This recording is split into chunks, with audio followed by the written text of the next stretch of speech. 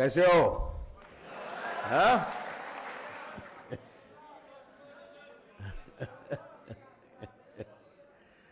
भाई त्यागी छोटे हॉल में क्यों किया प्रोग्राम? बड़े हॉल में करना चाहिए था ना? हाँ? मुझे अच्छा लगता और लोग आते। दुखी हो? क्यों दुखी हो? बैठो, बहस नहीं करो, बिल्कुल शांति से बैठो, मेरी बात सुनो। देखो, एक बात मैं तुमसे कहना चाहता हूं।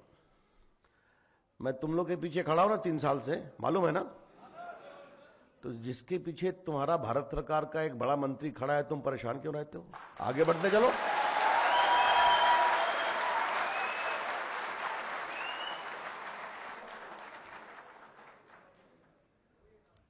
मतलब मैं तुम्हारी चर्चा हर जगह करता रहता हूं।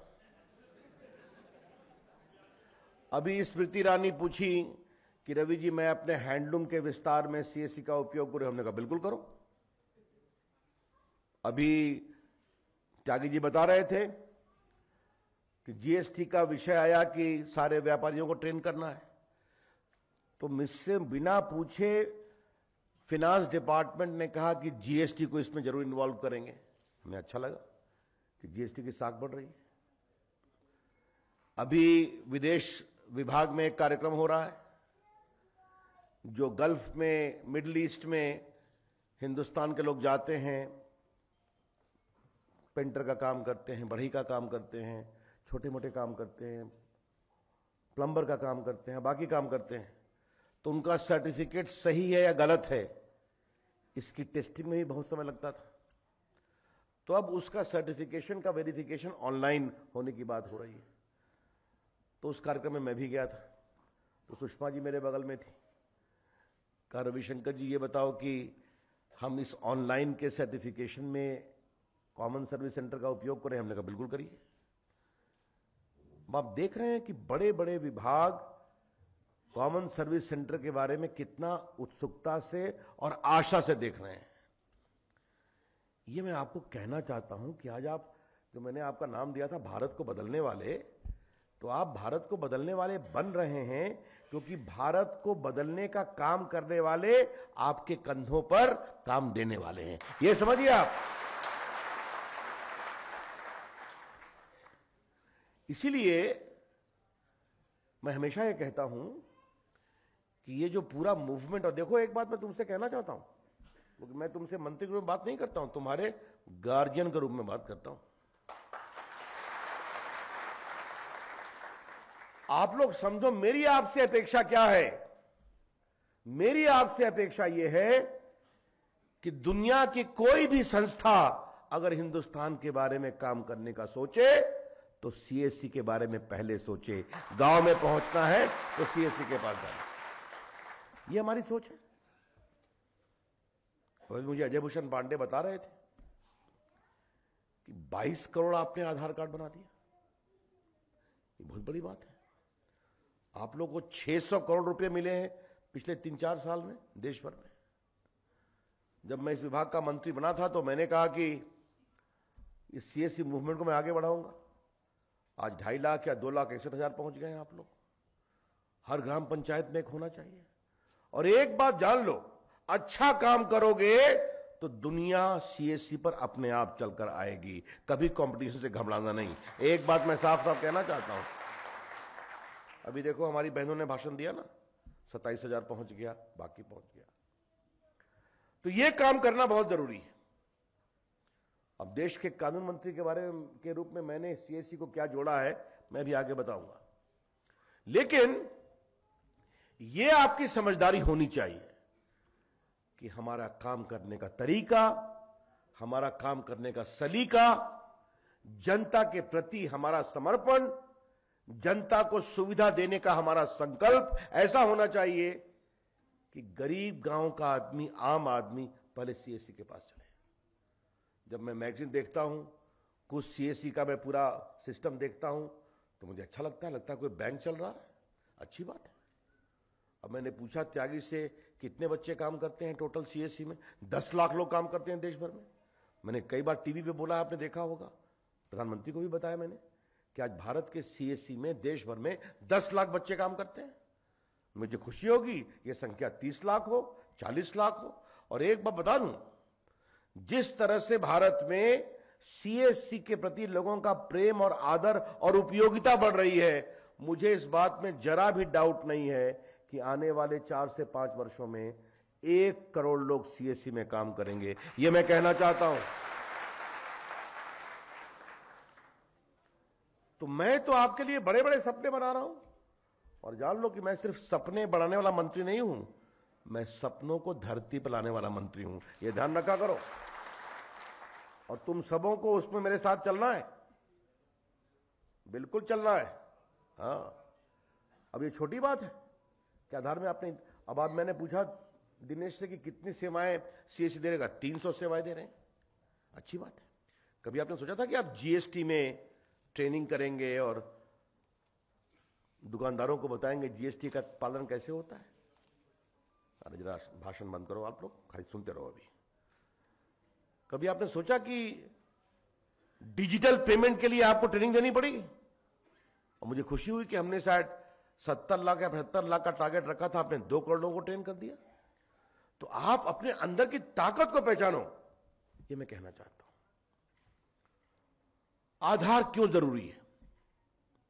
आधार देश को बदलने का सबसे बड़ा प्रकरण है।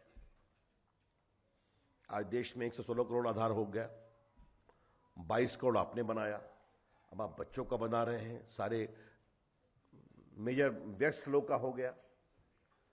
अब देखो आधार से देश कैसे बदल रहा है। हमने 28 करोड़ जनधन अकाउंट खोला गरीबों का, उसको जोड़ दिया हमने आधार के साथ, मोबाइल के साथ, और सीधा गैस की सब्सिडी, राशन की सब्सिडी, किरासन की सब्सिडी बैंक अकाउंट में भेजना शुरू किया। हमने अब तक 50,000 करोड़ रुपए बचाए जो बिचौलिए खा जाया करते थे। कहानी सुनी है ना कि बेटी पैदा हुई नहीं, बड़ी हो गई, शादी भी हो गई, विधवा भी हो गई, और विधवा पेंशन भी प्राप्त किया करती थी। राजीव गांधी ने क्या कहा था, भारत के पूर्व प्रधानमंत्री, मैं दिल्ली से 1 रुपया भेजता हूं और गांव में 15 नया पैसा पहुंचता है। नरेंद्र मोदी जी की सरकार में दिल्ली से 100 रुपया भेजते हैं और गरीब के अकाउंट में 100 रुपया पहुंचता है। यही है डिजिटल इंडिया।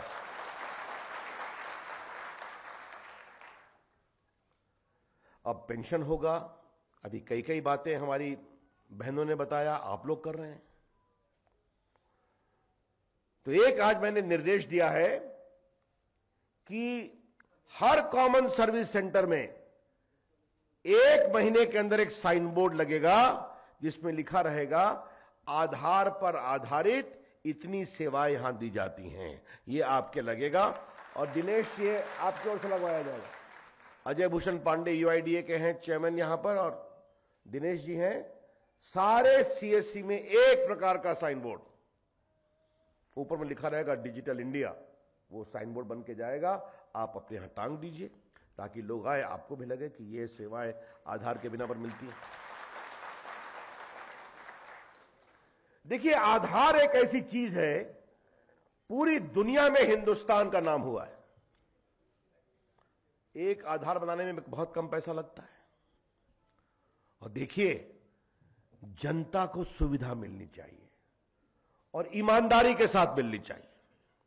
यह बहुत जरूरी ध्यान रखना है, क्योंकि आज डिजिटल इंडिया का सपना दुनिया में बहुत फैला है। हमारे प्रधानमंत्री जी बहुत लोकप्रिय नेता हैं दुनिया के, आज दुनिया उनकी ओर देखती है। और हमने आईटी में क्रांति की है कि अफ्रीका के देश, गरीब देश, एशिया के देश आज भारत की ओर देख रहे हैं, आधार की ओर देख रहे हैं कि आधार के माध्यम से हम भी सेवाओं को कैसे पहुंचा सकते हैं। मैं चाहता हूं कि आप गांव के लोगों को, जहां भी आप काम करते हैं, बताएं कि आधार सुरक्षित है, आधार सेफ है। आज 2 करोड़ ऑथेंटिकेशन रोज होता है, मुफ्त होता है। और देखिए, आधार की सफलता से कुछ लोग जलते भी हैं, कुछ लोग इसके खिलाफ प्रचार भी करते हैं। तो मैं चाहता हूं कि आप अपने गांव पर, अपने सेंटर पर, छोटे शहरों में आप जहां भी हैं, आधार की सच्चाई लोगों को बताना चाहिए। अब देखो, ये मेरा आधार कार्ड है,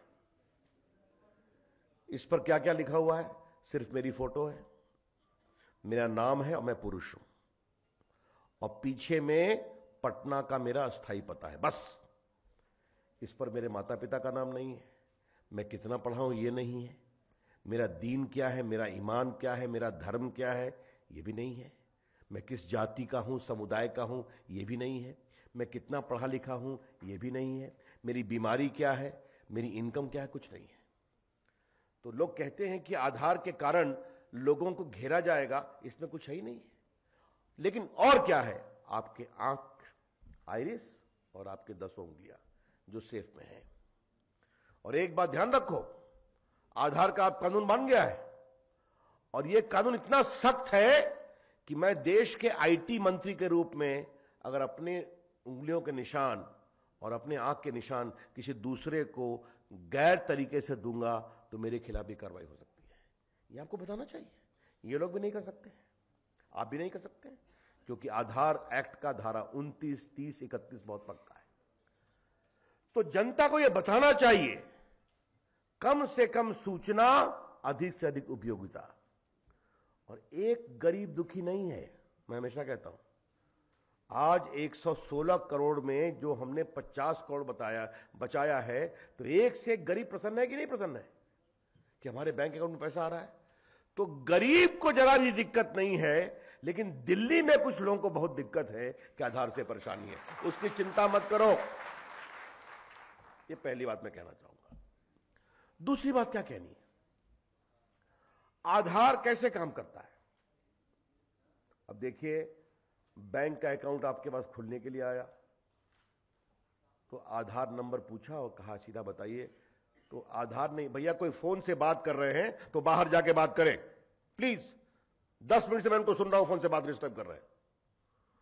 ये अगर उनकी गंभीरता है तो बड़ी कृपा है। मेरा कहना क्या है कि आधार में वो सिर्फ पूछेगा कि मेरे पास रविशंकर प्रसाद बैंक अकाउंट खोलने आए हैं, तो आधार सिस्टम कहेगा ये इनका नंबर है, यही रविशंकर प्रसाद है, बस। बैंक से उसका कोई मतलब नहीं है। अभी आधार इनेबल्ड पेमेंट की बात दिनेश जी ने की, भीम ऐप का नाम सुना है? सुना है? उपयोग करते हो? अभी हम लोगों ने भीम आधार लॉन्च किया है, मालूम है ना? ये भीम आधार क्या है? बहुत सिंपल सी चीज है। अभी देश का 48 करोड़ लोगों का बैंक अकाउंट आधार से जुड़ गया है, और कई लोग का 1 से 2 अकाउंट होता है, तो लगभग 67 करोड़ बैंक अकाउंट आधार से जुड़ गया है। देश में कितने बैंक अकाउंट है Dinesh, any idea? Ajay, 110 crore bank account है देश में, कई के 2-3 बैंक अकाउंट होते हैं, जिसमें से 67 करोड़ जुड़ गया है। अब ये भीम आधार पे क्या है? देखो, ये मैं अपना स्मार्टफोन निकालता हूं, किसी दुकानदार के पास आप गए, आपने 200 रुपए का सामान खरीदा, वो आपसे पूछेगा आपका आधार नंबर।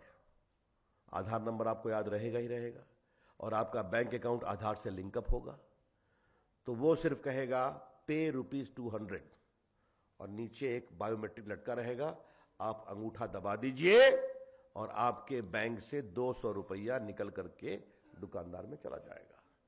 आपके पास फोन होना जरूरी नहीं है, खाली दुकानदार के पास फोन होना चाहिए।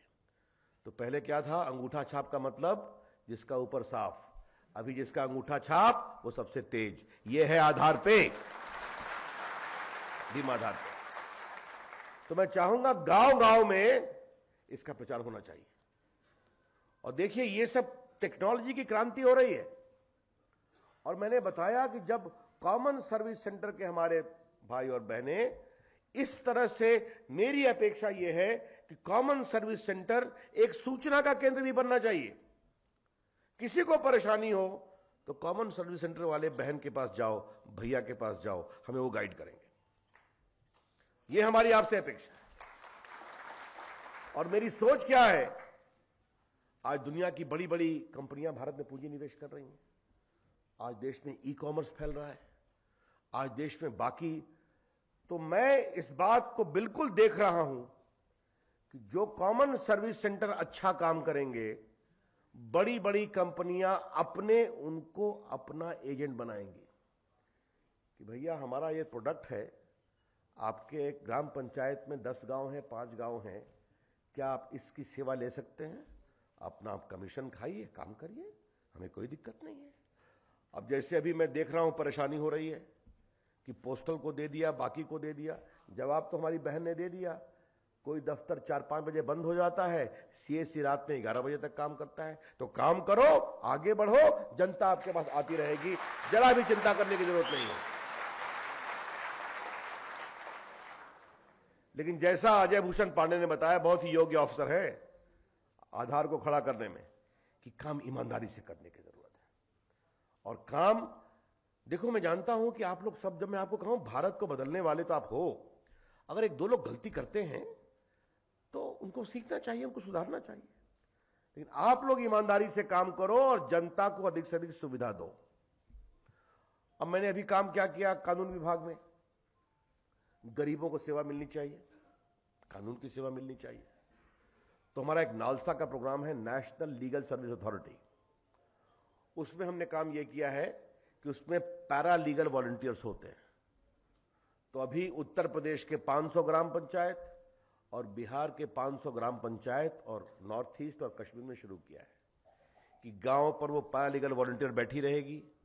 अगर मान लो किसी बहू को परेशानी है, किसी किसान को परेशानी है, किसी गरीब आदमी को परेशानी है, तो आपके सेंटर पर आएगी और वो नेशनल लीगल सर्विस अथॉरिटी के लोग बैठे रहेंगे, वीडियो कॉन्फ्रेंसिंग पर समय पर बैठे रहेंगे, आपका लैपटॉप सामने में है, उनसे उनकी बात कराएंगे, आप समस्या बताएंगे, वो बताएंगी, और उनको एक प्राथमिक लीगल सलाह वहीं मिल जाएगी। आगे से आप और काम करिए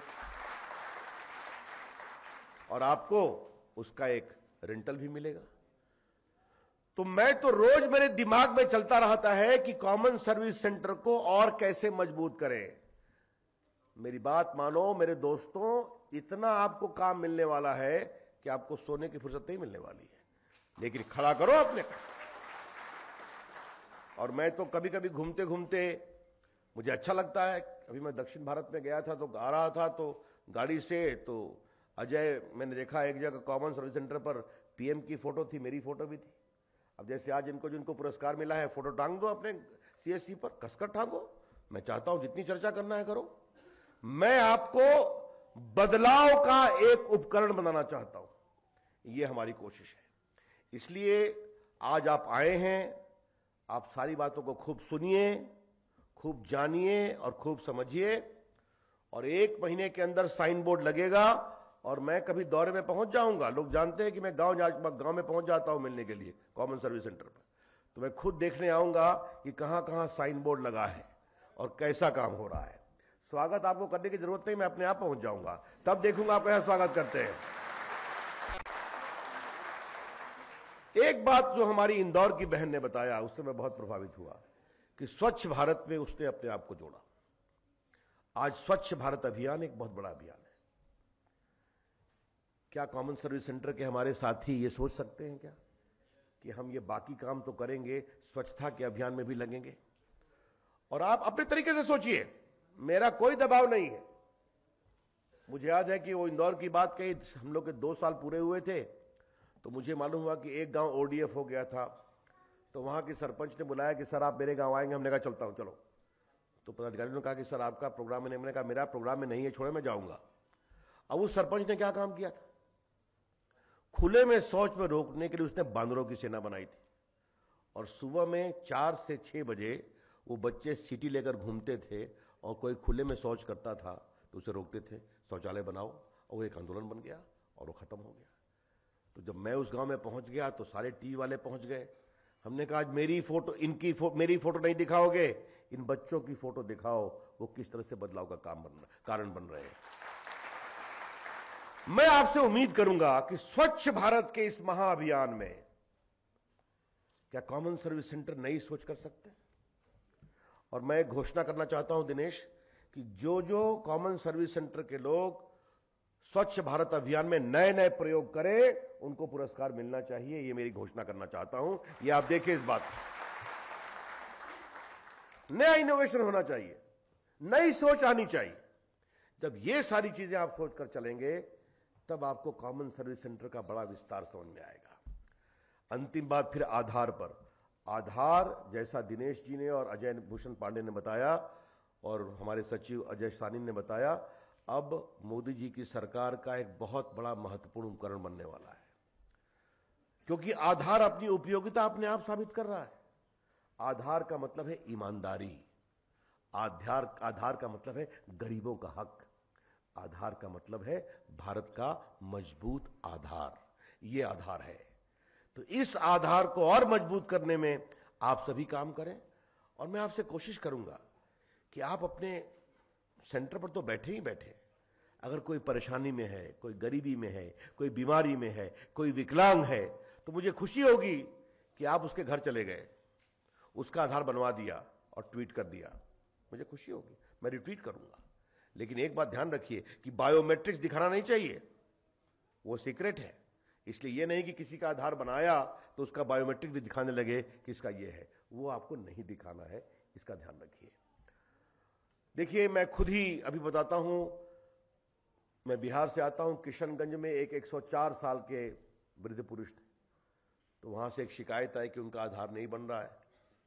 तो मैंने आधार के लोगों को कहा, अजय भूषण पांडे को कहा, वहां की सीएससी गई और उसके 104 साल के बूढ़े के घर पर जाके एक दिन के अंदर आधार बनाया और ट्वीट किया। ऐसे नए नए काम करिए तो ट्वीट करिए और हमें ये बताइए। मैं चाहता हूं कि भारत के इस बदलाव के जो महान आप सेनानी हैं, वो आप ऐसा काम। और एक बात मैं और कहना चाहूंगा, यहां हमारे अकलियत के बहुत से लोग बैठे हैं, आपका अभिनंदन है। मैं चाहूंगा आप लोग अपनी जमात के बीच में जाइए, लोगों को बताइए, समझाइए। और मुझे मालूम है बड़ी संख्या में अकलियत जुड़ रहे हैं, अभिनंदन है आपका। मैं उत्तर प्रदेश में गया था, हमारी अकलियत की बहनें अच्छा काम कर रही है, अभी आई यमुनानगर से। तो मैं चाहता हूं कि कॉमन सर्विस सेंटर के हमारे साथी सिर्फ सर्विस ही नहीं दें, समाज को बदलने का भी एक बहुत बड़ा प्लेटफॉर्म बने, ये मेरी आपसे अपेक्षा है। जब आप ये करेंगे तो आप देखेंगे कि मुझे जरा भी शक नहीं है कि 3-4 साल 5 सालों में कॉमन सर्विस सेंटर की चर्चा दुनिया में होने लगेगी।